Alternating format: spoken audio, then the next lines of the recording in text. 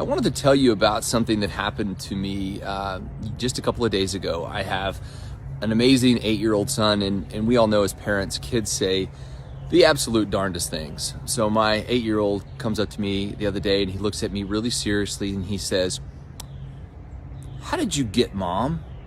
And I said, "Okay, can you clarify that? What do you mean?" He goes, "Well, how did you get her to be your wife?"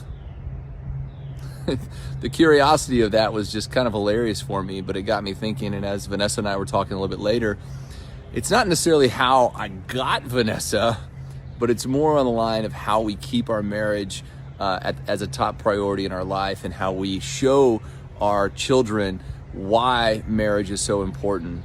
And we've said this so many times, your marriage is teaching your children about marriage.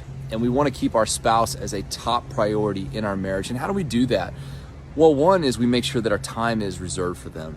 So we make sure that, when we have those moments where it's just us, we make sure that that's secluded time for us. We make sure we talk. We make sure that we keep our date night every single week. We make sure that we plan our getaways every single quarter or year. Make sure we do our vision retreat once a year, that we can get away and just spend time together. We make sure intimacy is a priority.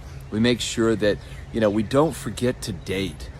And we do this not only because it makes our marriage so much more enjoyable, but ultimately we are the examples that are teaching our 4 sons how to be married and how to value your marriage and how to make that a priority.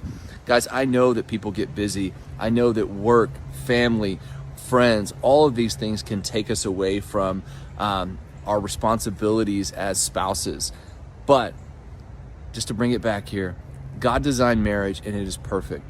We are the ones that have to make sure that it stays a priority in our lives. So if you're watching this, take this opportunity, plan a date night with your spouse, show your children the example of marriage. You guys take care. Have a wonderful day.